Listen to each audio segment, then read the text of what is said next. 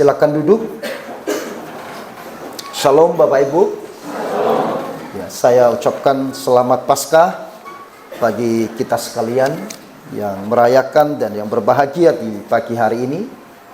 Saya percaya bahwa Bapak dan Ibu, saudara-saudara berangkat dari rumah dengan hati yang bersukacita karena telah menyaksikan akan kuasa kebangkitan daripada Kristus itu sendiri. Sehingga dengan itu kita pun bisa hidup di dalam sebuah pengharapan yang pasti. Mari saudara-saudara kita membaca firman Tuhan di dalam 1 Petrus pasal yang pertama ayat yang ketiga sampai ayat yang ke-10. 1 Petrus pasal 1 ayat 3 sampai dengan ayatnya yang ke-10.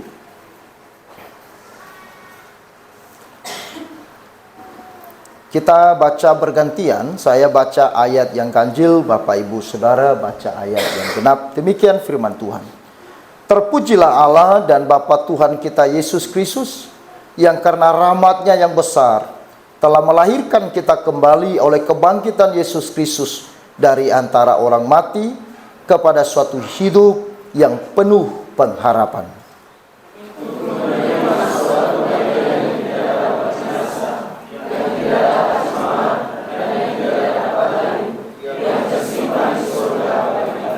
Yaitu kamu yang dipelihara di dalam kekuatan Allah, karena imanmu sementara kamu menantikan keselamatan yang telah tersedia untuk dinyatakan pada zaman akhir.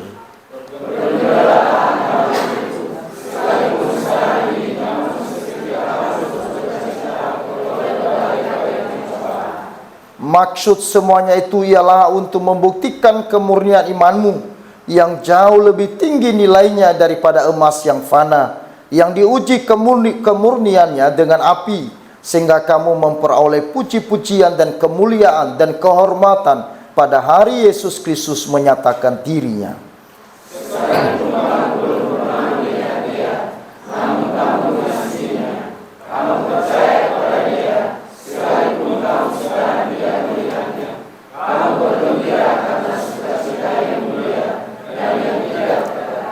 Karena kamu telah mencapai tujuan imanmu, yaitu keselamatan jiwamu.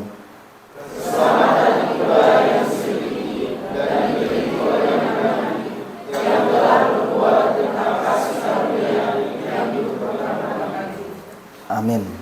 Berbahagialah kita saudara-saudara yang telah membaca firman Tuhan ini, dan kita adalah orang yang lebih berbahagia yang percaya dan melakukan firman Tuhan.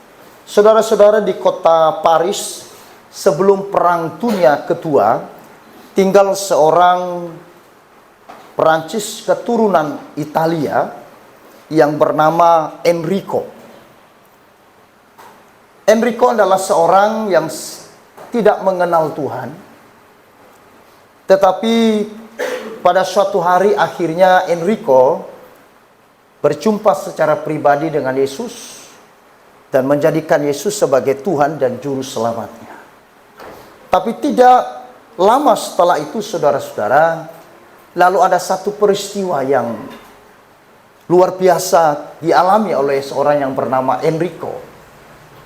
Peristiwa itu terjadi ketika pada suatu malam, Enrico, seorang pebisnis di bidang konstruksi, malam itu dia tidak bisa tidur dan kemudian dia memutuskan untuk dia pergi berjalan dari rumahnya menuju ke tempat gudang penjualan kayu-kayunya. Malam itu kemudian Enrico berjalan dan dia dikagetkan, saudara-saudara, setelah dia mendekati gudang tempat penjualan kayunya. Dia melihat pintu gudangnya terbuka. Dan kemudian dia melihat ke dalam ada dua orang. Dan di luar terparkir satu mobil pickup. Dan orang ini, saudara-saudara, sedang asik mengangkat kayu-kayu yang begitu mahal dari dalam gudang. Enrico dibawa, dinaiki, dimuat ke pickup.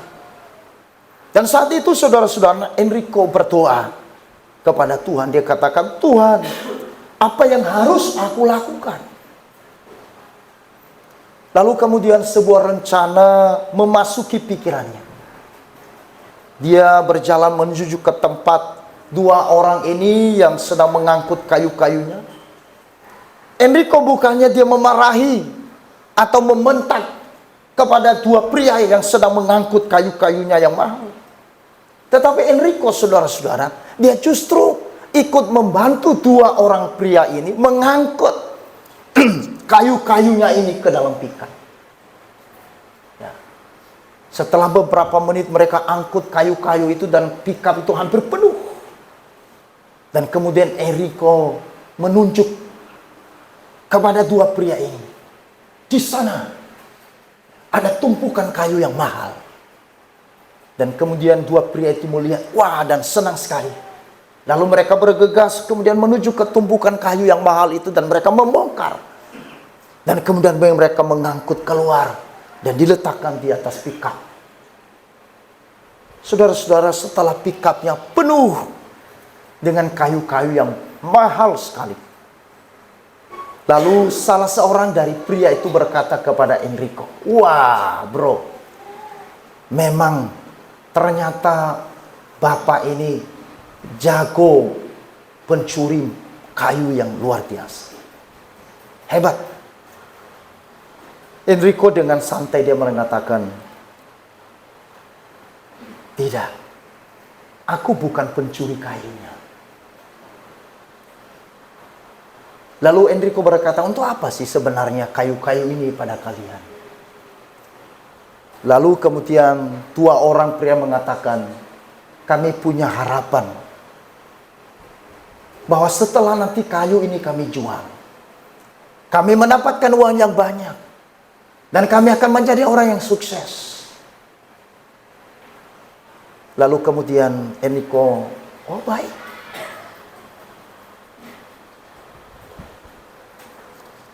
Kemudian saudara-saudara,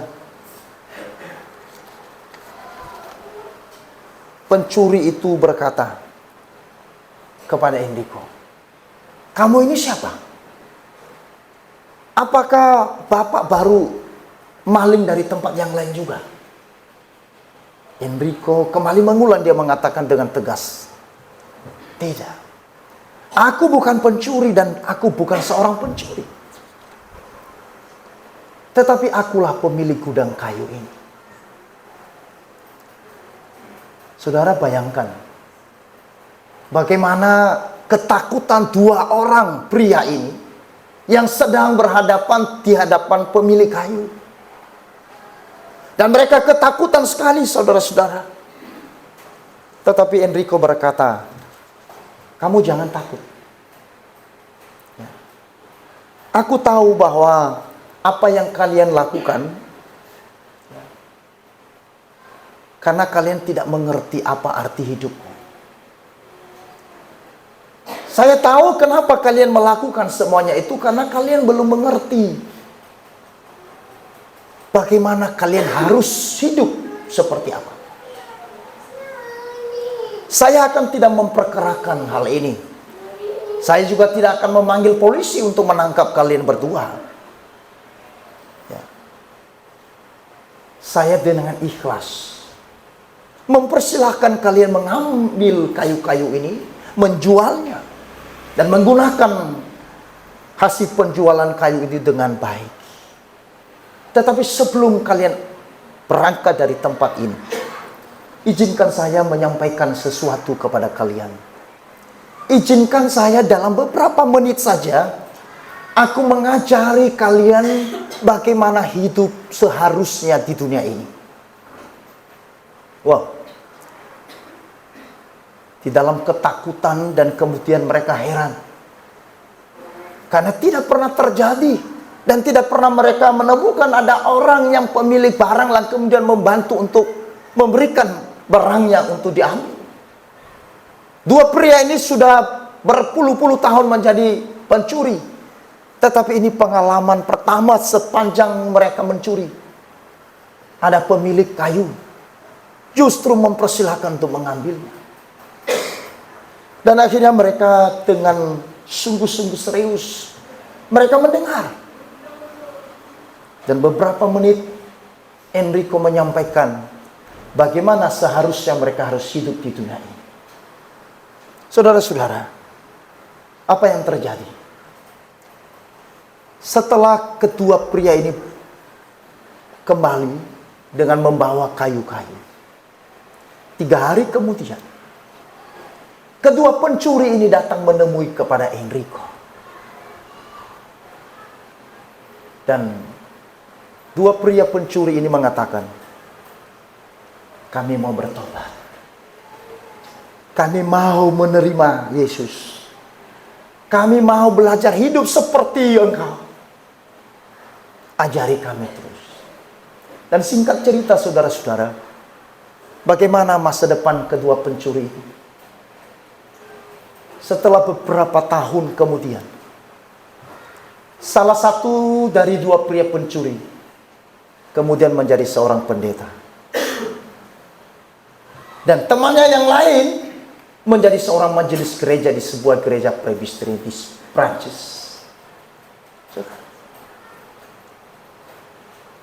Dua pencuri ini mengatakan bahwa dulunya kami punya harapan dan menaruh harapan kami kepada sesuatu yang bernilai sementara.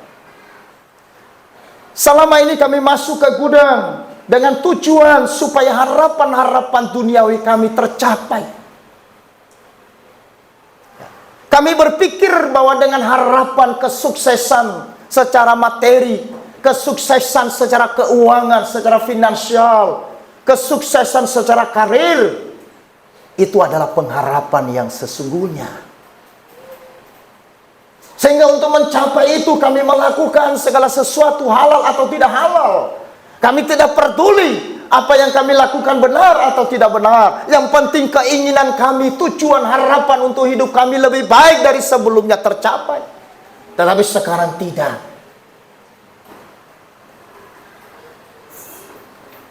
Pengharapan kami tidak lagi pada itu. Pengharapan kami satu-satunya ada pada Yesus. Amin. Saudara-saudara, sesuatu tindakan yang sangat sederhana, sesuatu tindakan yang mungkin tidak bisa dibandingkan dengan nilai kekekalan. Memang saudara-saudara, Enrico harus merelakan kayu-kayunya, merelakan dia kerugi dalam waktu yang sementara. Tetapi apa yang dilakukan oleh Enrico itu tidak bisa ditebus, karena 2 orang penjahat, 2 orang pencuri itu diselamatkan oleh Tuhan. Saudara-saudara perhatikan, tindakan yang engkau lakukan yang sederhana, tetapi engkau lakukan di dalam Kristus, di dalam kebenaran, itu telah membawa orang berdampak. Pertanyaannya saudara-saudara, selama kita hidup, di sekitar kita ada orang-orang yang mungkin malas ke gereja. Di sekitar engkau ada rekan-rekan kerjamu, ada rekan-rekan usahamu, ada rekan-rekan sahabat-sahabatmu, ada keluargamu yang tidak mengenal Tuhan. Bagaimana hidupmu, berdampak atau tidak? Hanya 2 kemungkinan. Ada orang Kristen yang mempengaruhi orang kepada keburukan, sehingga orang yang tadinya rajin ke gereja menjadi malas ke gereja karena ada 1 orang. Tetapi ada 1 orang yang punya pengaruh hidupnya. Dia boleh membawa orang-orang datang kepada Tuhan. Saya tidak tahu sampai hari ini engkau harus hidup seperti apa. Engkau harus berani seperti Enrico. Meskipun saudara-saudara kadang-kadang tindakannya seperti Enrico penuh dengan risiko. Kita harus korban perasaan. Kita harus rela untuk disalah mengerti. Tetapi nilai yang kita lakukan bukan nilai yang sementara. Itulah hidup kekristenan. Kenapa Kristus bangkit? Untuk memberikan pengaruh kepada dunia. Kenapa Yesus harus bangkit? Karena Kristus tidak bangkit, maka sia-sia keimanan kita. Kristus bangkit untuk mempengaruhi dunia kepada iman yang benar. Makanya kenapa orang Kristen beribadah bukan pada hari Sabat, hari Sabtu? Kenapa bukan pada hari Jumat? Kenapa pada hari Minggu? Karena Minggu adalah hari kebangkitan Kristus. Kebangkitan gereja Tuhan, kebangkitan iman dan pengharapan terletak dan didasari pada apa? Pada kebangkitan Yesus. Amin. Maka itu sebabnya saudara dan saya yang percaya kepada Kristus, apa yang kita sudah kerjakan yang baik, yang benar, itu tidak akan pernah sia-sia. Karena itu di dalam firman Tuhan, saudara-saudara, kita melihat satu bukti yang nyata, yaitu seorang Petrus. Yang menulis bagian firman Tuhan ini adalah Petrus. Siapakah Petrus? Pengharapan apa yang dimiliki oleh Petrus selama ini? Saudara lihat, bahkan bukan hanya Petrus, tapi hampir seluruh murid-murid Yesus, bahkan pengikut-pengikut Yesus di dalam kota Yerusalem, di seluruh Israel, sebenarnya 3 tahun setengah mereka ikut melayani Yesus. 3,5 tahun mereka bersama-sama dengan Yesus, siang dan malam, tidur bersama, mungkin mandi bersama dengan Yesus, makan bersama dengan Yesus. Tetapi ternyata saudara-saudara, pengharapan yang dibangun di dalam hati para murid, termasuk Petrus, itu bukan pada pengharapan yang kekal. Pengharapan mereka, pengharapan yang dilihat oleh mata. Pengharapan mereka, pengharapan kepada apa yang real, kepada dunia. Makanya saudara-saudara, ya, di dalam firman Tuhan dikatakan bahwa para murid sebenarnya mereka juga adalah orang-orang yang menaruh pengharapan mereka kepada hal-hal yang sia-sia. Nah, saudara, kita bisa lihat di dalam Lukas pasal 24 ayat 21 20 sampai 21. Coba saudara kita buka Alkitab kita, Lukas pasal 24. Saya baca ayat 19 sampai dengan 21. Katanya kepada mereka, apakah itu? Jawab mereka, apa yang terjadi dengan Yesus orang Nazaret? Dia adalah seorang nabi yang berkuasa dalam pekerjaan dan perkataan di hadapan Allah dan di depan seluruh bangsa kami. Tetapi imam-imam kepala dan pemimpin-pemimpin kami telah menyerahkan dia untuk dihukum mati, dan mereka telah menyalibkannya. Ayat 21 kita baca bersama-sama. 1, 2, 3. Padahal kami dahulu apa? Mengharapkan bahwa dialah yang datang untuk membebaskan bangsa Israel. Tetapi sementara itu telah lewat 3 hari sejak semuanya itu terjadi. Padahal dahulu kami menaruh pengharapan kami kepada Yesus itu untuk apa? Memberikan kepada kami kejayaan, memberikan kepada kami sebuah pengharapan apa yang dilihat oleh mata. Saudara, Petrus dan murid-murid Yesus 3,5 tahun bersama-sama dengan Yesus. Dan 3,5 tahun itu mereka belajar bersama dengan Yesus. Mereka setiap hari mendengar pengajaran secara langsung dari Yesus. Tetapi saudara-saudara, tidak menjamin bahwa pengharapan mereka betul-betul adalah pengharapan yang hidup. Pengharapan para murid, ternyata mereka hanya menaruh pengharapan kepada dunia. Mereka mengharapkan Yesus yang mati. Mereka mengharapkan Yesus yang telah melakukan mukjizat-mukjizat yang bersama-sama dengan mereka menyaksikannya. Mereka hanya ingin diberkati secara lahiriah. Mereka hanya ingin diberkati secara ekonomi. Mereka hanya ingin dipulihkan secara perpolitikan. Mereka hanya ingin dimerdekakan secara jasmani. Tetapi mereka tidak memiliki pengharapan yang sesungguhnya. Saudara-saudara, tidak menjamin engkau sudah belajar firman Tuhan begitu tinggi. Tidak menjamin gelarmu sebagai sarjana teologia, doktor teologia, profesor. Teologia itu ngomongnya juga susah. Ya. Tidak menjamin bahwa engkau betul-betul memiliki pengharapan yang kekal kepada Tuhan. Tuhan dan engkau yang tahu. Selama ini engkau menaruh pengharapan hidupmu kepada apa sebenarnya? Apakah betul-betul Tuhan itu tujuan hidupku, sasaran hidupku, atau sarana hidupku? Saudara, saya pernah sampaikan hal ini. Saudara percaya Yesus, saudara melayani Yesus, saudara mengikut Yesus. Karena apa? Yesus itu bagi saudara dan saya sebagai tujuan dan sasaran hidupmu, atau sarana hidupmu. Gereja hari ini menggunakan nama Yesus sebagai sarana hidupnya untuk mencapai apa yang menjadi harapan dunianya. Saya melayani Tuhan, moga-moga saya diberkati oleh Tuhan. Saya melayani Tuhan, saya rajin ke gereja, moga-moga semua lancar usahaku. Saudara-saudara, engkau tidak perlu datang ke gereja. Kalau harapan saudara hanya sampai di situ, pergilah ke Gunung Kawi. Saudara-saudara, makanya orang Kristen harus belajar firman Tuhan dengan benar, dengan baik-baik. Karena zaman akhir ini banyak pengajaran-pengajaran yang kelihatannya luar biasa, tetapi tidak bertanggung jawab.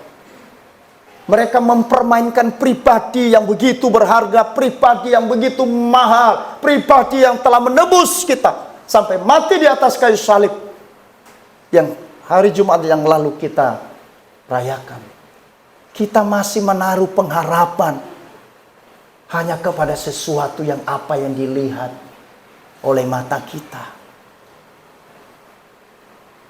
Inilah iman dan pengharapan yang sia-sia.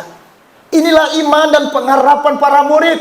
Inilah iman dan pengharapan Petrus. Karena itu saudara-saudara, setelah Petrus diubahkan oleh Tuhan, setelah Petrus mengalami kuasa kebangkitan Kristus, baru kemudian dia menulis surat 1 Petrus. Apa yang dikatakan saudara? Di dalam firman-Nya tadi,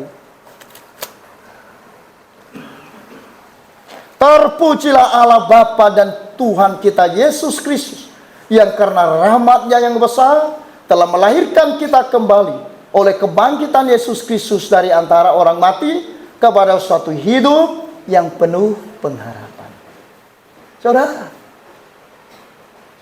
sebelum Petrus mengalami kuasa kebangkitan Kristus, Petrus hanya melihat sesuatu yang baik yang bisa dilihat oleh mata. Dia menaruh imannya, dia menaruh pengharapannya kepada Tuhan. Bahkan saudara-saudara, kita melihat sesuatu yang luar biasa di mana Yesus menegur Petrus. 6 hari sebelum Yesus masuk ke Yerusalem untuk ditangkap dan kemudian disalibkan, lalu Yesus berbicara kepada para murid dan mengatakan bahwa anak manusia harus diserahkan ke dalam tangan orang berdosa.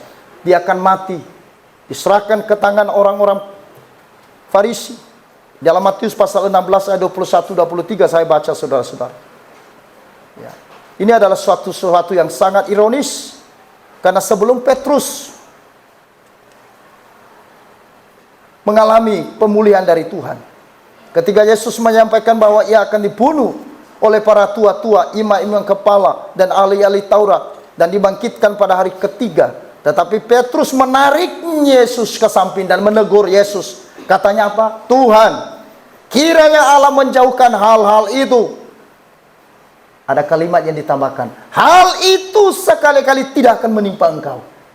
Kalau bahasa hari ini, ya, ketika Yesus memberitahukan bahwa aku akan ditangkap, dan para imam-imam kepala, ahli-ahli Taurat, orang-orang Farisi akan menyalibkan dan membunuh saya. Tapi pada hari yang ketiga akan bangkit.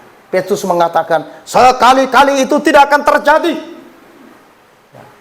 Kalau bahasa gaulnya, Yesus, sebelum Yesus mati, biar mereka langkahi apa? Ini bahasanya. Jadi waktu saudara mengerti bahasa di dalam tulisan ini, ya, memang di dalam penerjemahannya begitu. Tetapi saudara, makna dari kalimat Yesus Petrus mengatakan, sekali-kali tidak ada menimpa engkau, ini mengatakan apa? Tidak akan terjadi itu kepadamu sebelum mereka menghadapi yang namanya Simon Petrus. Sudah. Ya kan? Berapa hari sebelumnya? Kurang lebih 6 hari. Mengapa ini bisa terjadi kepada Petrus? Yang pada kemudian peristiwa itu terjadi. Di Taman Getsemani Yesus ditangkap. Di mana para murid? Mereka berlari. Mereka tercerai-berai. Termasuk dengan Petrus. Bahkan Petrus bukan hanya lari dan bersembunyi. Tetapi Petrus justru menyangkal kepada Yesus. Yang 6 hari sebelumnya dia berkata, mereka harus melangkahi mayatku. Aku harus mati duluan sebelum Tuhanku mati. Tetapi ketika perempuan di dapur menyapa Petrus, bukankah engkau juga salah seorang yang mengikut kepada dia? Lalu Petrus mengatakan apa? Oh tidak, tidak. Aku tidak mengenal itu orang. Yesus tatap dia. Saudara-saudara, perhatikan baik-baik. Kenapa bisa terjadi?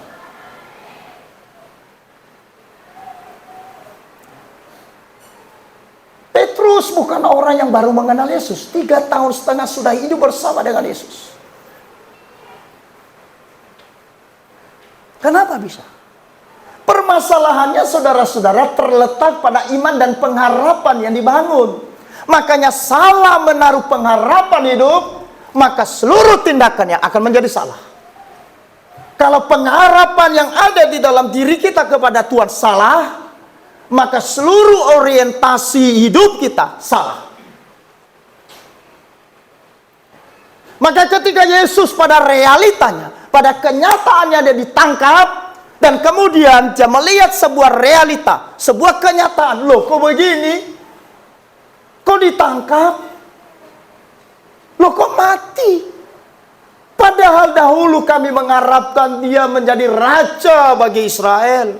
Padahal dahulu kami mengharapkan dia menjadi raja Israel. Sehingga moga-moga saya menjadi Perdana Menteri.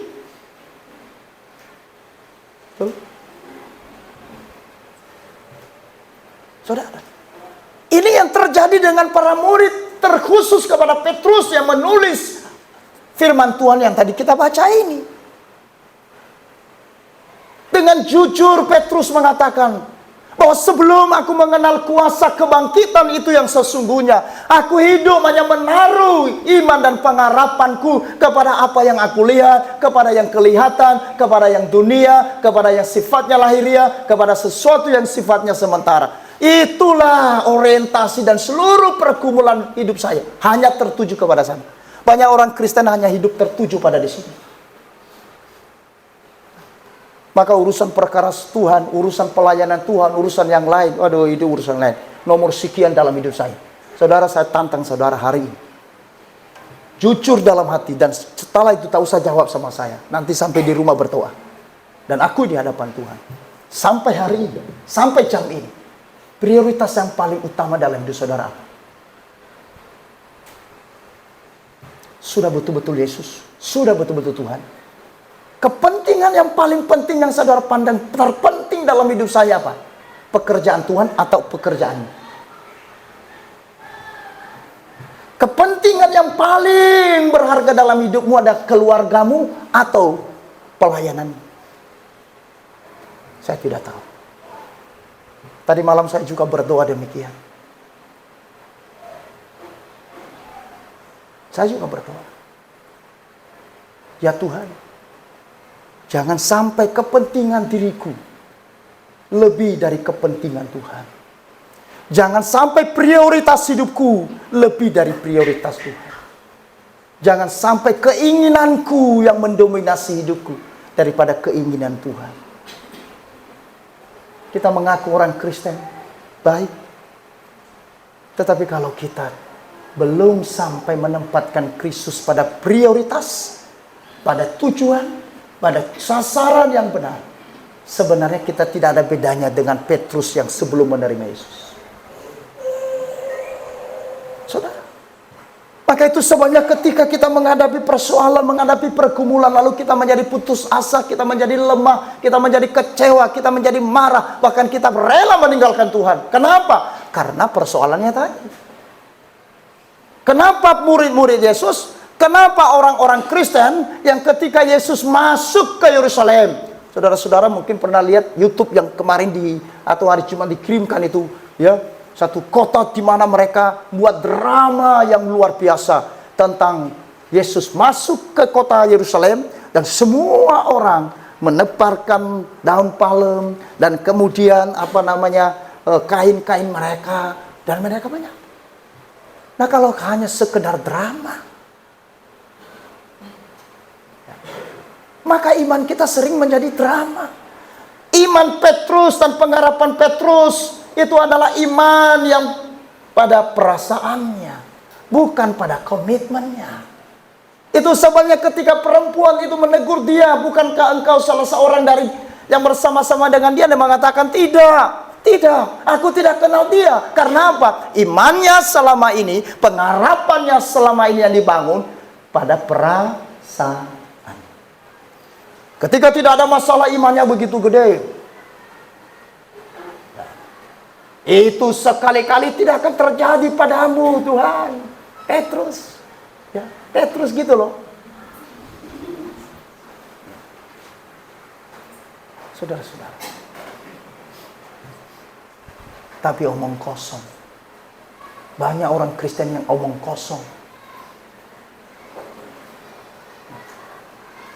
Aku rela mati demi Tuhan. Hujan saja dari minggu. Hujan di malam minggu. Aku tak datang padamu. Baru hujan di hari Minggu. Jangan bicara yang lain dulu. Tak usah gembor-gembor imannya. Hujan aja. Begitu hujan langsung, Tuhan, bukannya aku tidak datang, tapi karena hujan, maka marilah aku tidur. Saudara, ini memang kita belajar bersama-sama, termasuk dengan saya, termasuk dengan Petrus. Saudara, Petrus belajar di proses Tuhan sedemikian rupa, sehingga dia mencatat bagian ini, terpujilah Allah di dalam Yesus Kristus yang telah bangkit, yang aku kenal setelah kebangkitannya, dan itu memberikan kepadaku sebuah pengharapan yang hidup hari ini. Petrus ditempa oleh Tuhan, diproses oleh Tuhan, dihajar oleh Tuhan dengan sedemikian rupa.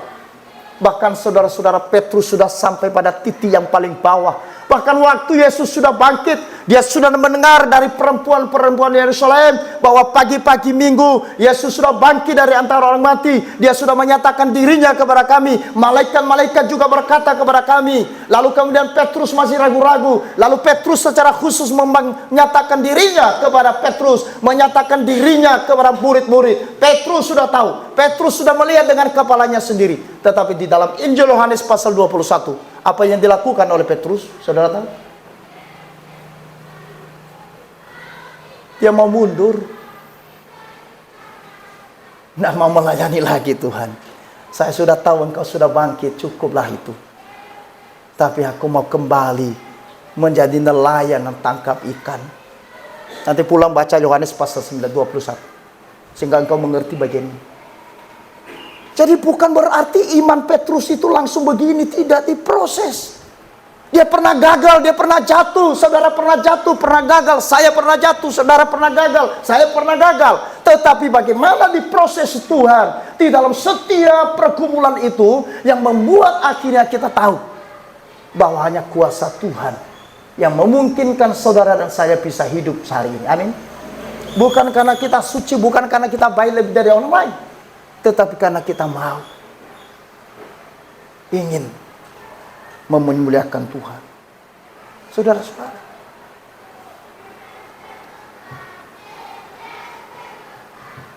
saudara-saudara yang dikasihi oleh Tuhan. Jadi setelah Petrus mengenal kuasa kebangkitan Yesus dan para murid, akhirnya mereka memiliki sebuah pengharapan.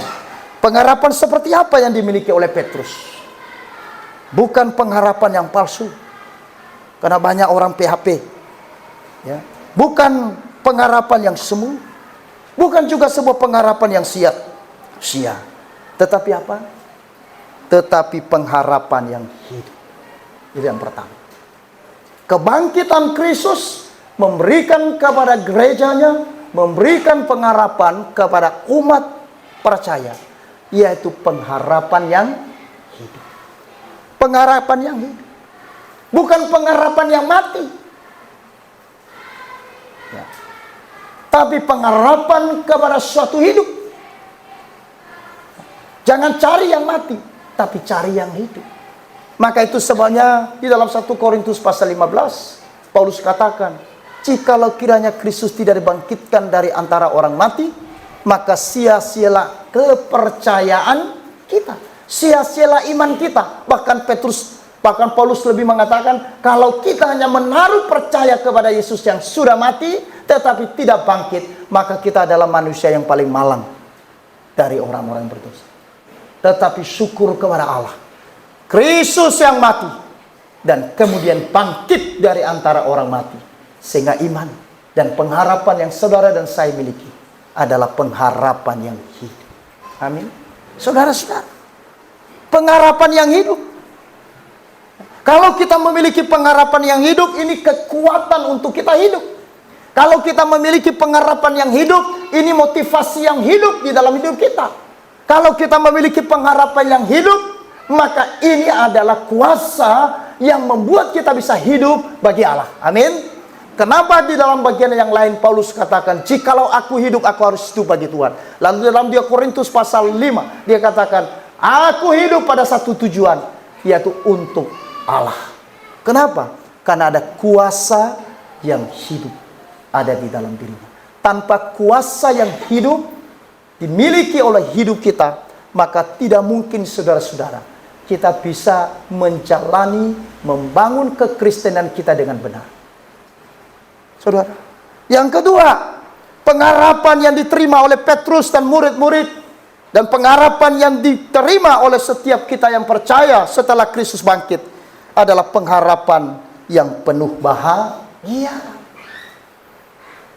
Pengharapan yang penuh bahagia.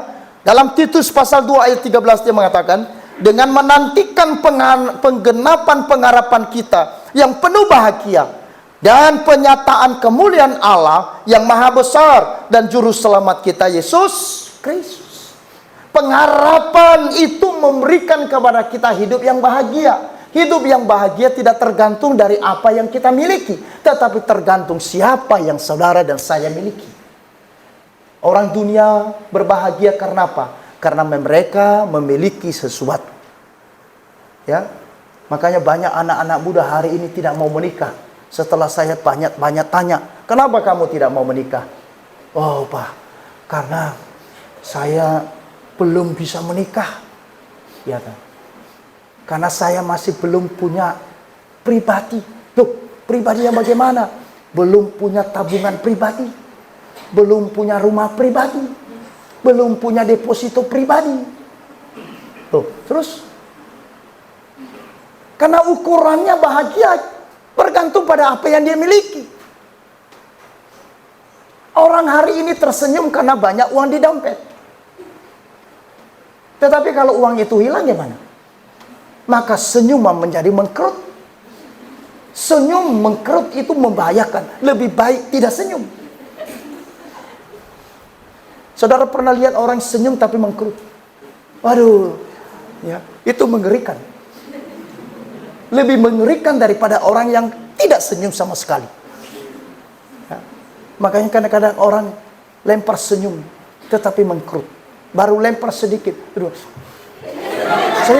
Seringkali saya lewat ketemu dengan orang senyum. Kenapa? Ya kan?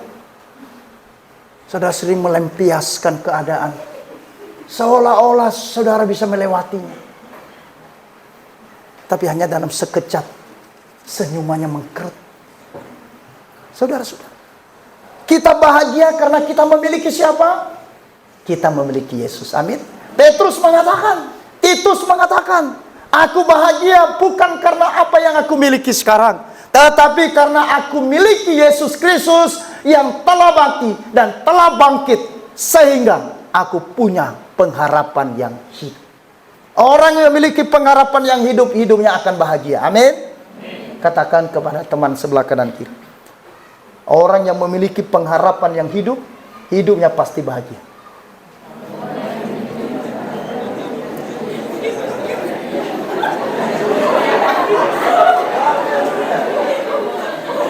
Saudara tertawa kenapa?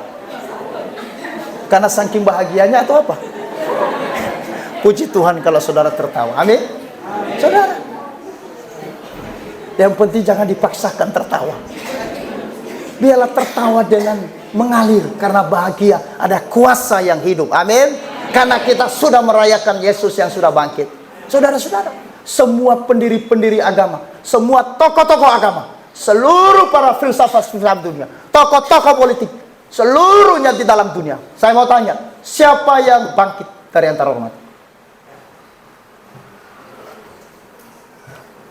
Sokrates mati, tidak bangkit.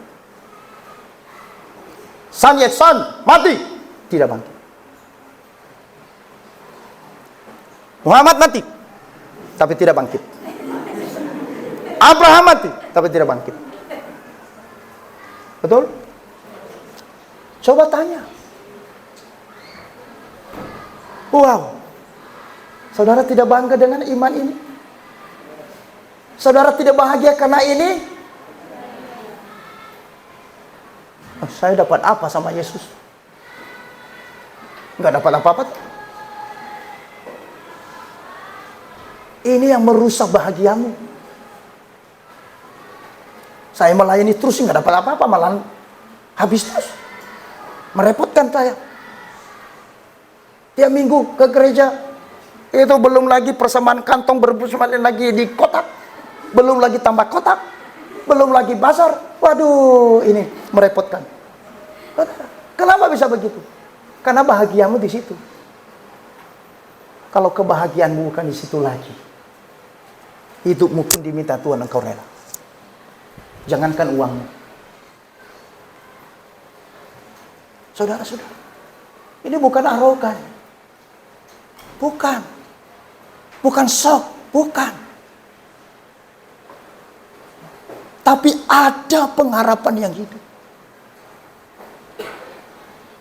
Itu sebabnya Petrus yang dulunya takut mati, bahkan takut kepada perempuan-perempuan di dapur, tukang masak di dapur. Tetapi setelah dia mengalami kuasa pengharapan yang hidup, Petrus bagaimana? Dia jemput kematian. Dia hadapi kematian. Waktu dia ditangkap, dia berkata, memang Petrus dulu, waktu Tuhanku ditangkap, aku lari karena aku takut disalib. Tapi hari ini tidak. Silakan tangkap saya, silakan salibkan saya. Tetapi satu permintaan saya, jangan salibkan aku seperti Tuhanku Yesus. Karena aku tidak sama seperti Tuhanku. Aku adalah orang yang gagal. Aku adalah orang yang berdosa. Aku adalah orang yang hina. Aku adalah orang pemberontak. Aku adalah orang pengkhianat kepada Tuhanku. Aku tidak layak. Kalau aku hidup dan bisa melayani hari ini hanya karena kuasa dari hidup itu.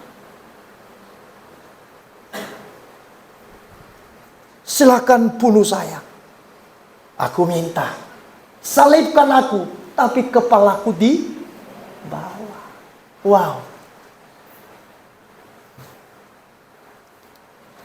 Perempuan yang berkata, siapa kamu? Kamu juga orang Galilea kan? Enggak. Tapi sekarang ditangkap dan dia mengatakan, salibkan. Tapi kepalaku di bawah. Kenapa begitu? Karena ada kuasa yang hidup. Saudara, bukan karena Petrus hebat. Bukan karena Petrus tidak ada dosa, bukan. Tapi karena ada kuasa yang hidup itu yang bekerja di dalam dirinya. Sehingga dia berani menanggung segala. Saudara-saudara yang dikasihi oleh Tuhan. Maka itu sebabnya kebangkitan Kristus memberikan kepada kita pengharapan yang hidup. Yang kedua, memberikan pengharapan yang penuh bahagia. Yang ketiga, memberikan pengharapan yang abadi. Artinya bahwa dunia ini boleh berlalu, segala sesuatu boleh hilang, segala sesuatu boleh bubar di dalam dunia ini, tetapi pengharapan kita abadi, bukan palsu. Yang terakhir, pengharapan kita adalah pengharapan yang pasti. Itu sebabnya saudara-saudara, ya, di dalam sabda pembukaan tadi, mari kita lihat. Kita baca bersama-sama saudara-saudara. Sabda pembukaan 1 Timotius pasal 4 ayat yang ke-10. Kita baca bersama-sama dengan suara keras. 1, 2, 3. Itulah sebabnya kita berjerih payah dan berjuang, karena kita menaruh pengharapan kita kepada Allah yang hidup, juru selamat semua manusia, terutama mereka yang percaya. Orang yang sudah memiliki pengharapan yang hidup, pengharapan yang penuh bahagia, pengharapan yang abadi, pengharapan yang pasti, bagaimana dia hidup? Sebelum penggenapan dari pengharapan itu, apakah dia hidup tidur? Apakah dia hidup dengan biasa? Tidak. Apakah dia menjalani hidup dengan tidak mati, tapi tidak juga hidup? Alkitab mengatakan apa? Karena kita punya pengharapan yang hidup, pengharapan yang bahagia, pengharapan yang abadi, pengharapan yang pasti, maka itu sebabnya hari ini sampai aku menerima pernyataan Allah di dalam kemuliaannya kepada saya. Waktu dia datang kelak kedua kali, aku hidup harus bagaimana? Aku harus hidup berjuang, bukan pecundang. Saudara, kita harus hidup sebagai seorang pejuang. Amin. Seorang pejuang itu adalah seorang yang bagaimana? Seseorang yang memiliki semangat yang tinggi. Seorang pejuang adalah seorang yang tidak mudah kecewa. Seorang pejuang adalah seorang yang tidak mudah putus asa, tidak mudah menyerah dengan situasi dan keadaan. Ya. Seorang pejuang adalah seorang yang tidak memusingkan dirinya dengan kepentingannya. Seorang pejuang adalah seorang yang terus membangun hidupnya di dalam sebuah komitmen, bukan pada perasaan. Kalau engkau ikut Tuhan, engkau jadi orang Kristen pada perasaan, maka waktu engkau baik-baik, imanmu begitu luar biasa.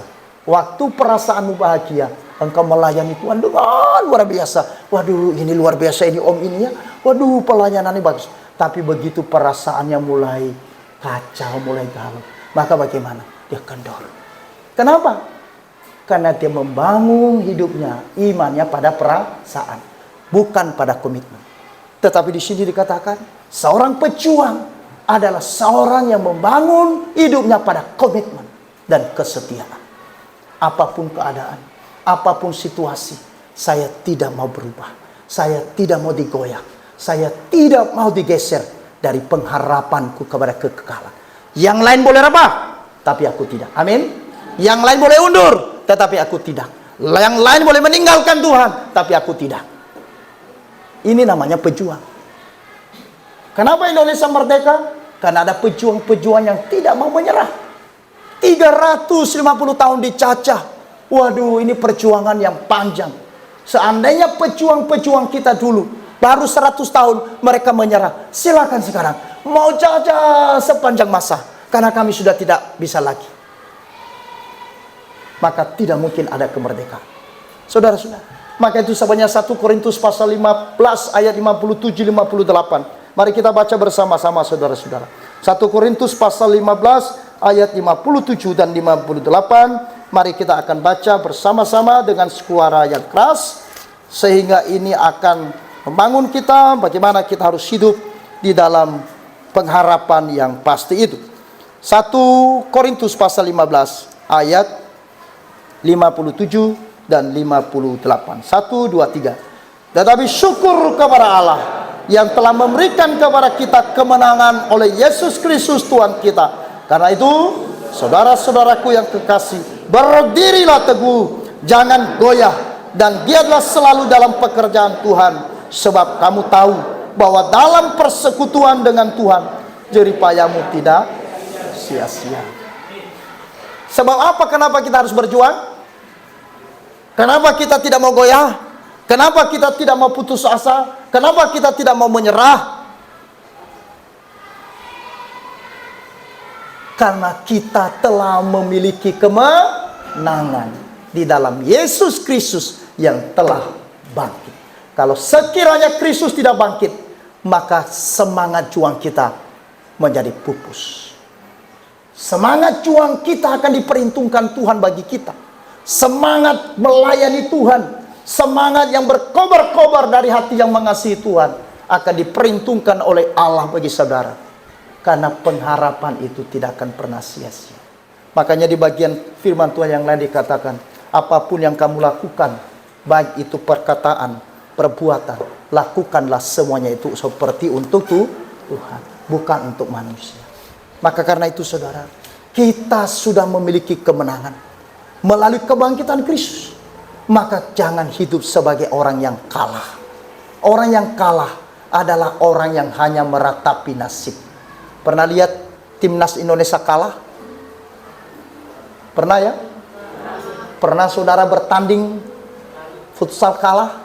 Maka sebentar jam 4 kita juga bertanding. Saya juga ikut bertanding nanti. Maka saya pastikan walaupun kalah, tim A, tim B, tim C, dan tim D menang, saya dengan Pak Mirna misalkan, jangan pulang dengan wajah yang sedih. Amin. Jangan pulang, karena kita kemenangan. Itulah pejuang. Berbeda dengan yang kalah. Kalah dia hanya meratapi nasibnya, menangis. Seminggu, 2 minggu tidak bisa bangun. Itu namanya pecundang. Makanya orang Kristen adalah seorang pejuang, bukan pecundang. Pejuang, orang berani maju. Apapun yang dihadapi. Medan seperti apa pun dia hadapi. Bukan dengan kekuatan, tapi karena kuasa yang hidup. Hari ini engkau mungkin ada masalah. Saya tidak tahu saudara, pergumulan yang ada di dalam hati saudara, pergumulan di dalam keluarga saudara, pergumulan di dalam pekerjaan saudara, pergumulan di dalam kesehatan saudara, pergumulan di dalam pelayanan kita. Tuhan pasti tahu. Tetapi hari ini, mari jangan kalah dengan pergumulan. Amin. Jangan kalah dengan masalah. Jangan kalah dengan kesulitan yang besar itu. Jangan kalah dengan apapun yang kita hadapi. Hadapinya bukan lagi bersama dengan kekuatan kita, tapi hadapilah dengan kemenangan Yesus Kristus. Dan di situ saudara-saudara kita akan melihat bagaimana Tuhan akan bekerja dan memberikan kemenangan demi kemenangan. Amin. Selamat Paskah. Tuhan Yesus memberkati.